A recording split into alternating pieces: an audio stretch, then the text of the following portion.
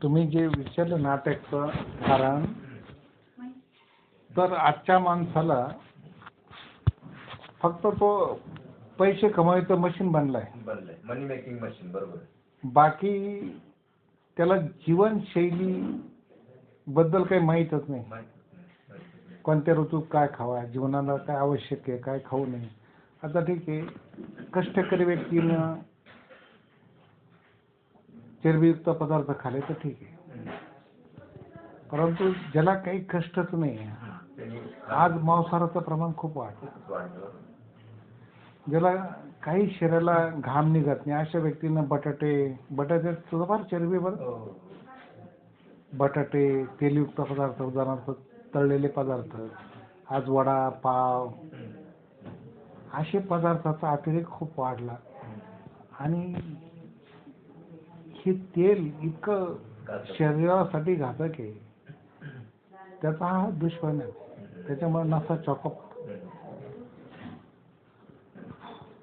Bad cholesterol शरीरामध्ये खूप वाढत. आणि त्याचं तुम्ही नुसतं हृदयाच्या त्याला अटॅक नका समजू, मेंदूचा सुद्धा अटॅक पाहिजे, त्याला आपण ब्रेन स्ट्रोक म्हणतो. तो पण अटॅकात म्हणजे अचानक बंद पडली. आयुर्वेदामध्ये हृदयाला अटॅक शब्द नाही, हृदयघात शब्द आहे. काय शब्द आहे? हृदयघात.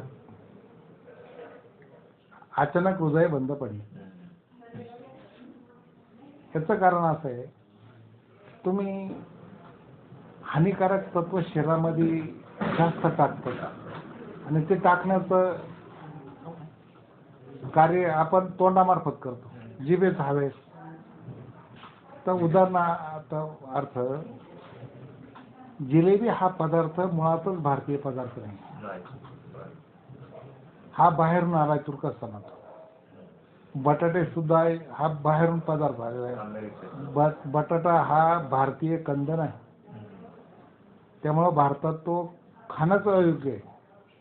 आणि म्हणून सगळ्यात जास्त आज प्रमाण भारतामध्ये अटॅकचं जे वाढलं नाही, याला कारण बटाट्याशिवाय जीवनच नाही. वेपर्स, उपास, वेपर्स.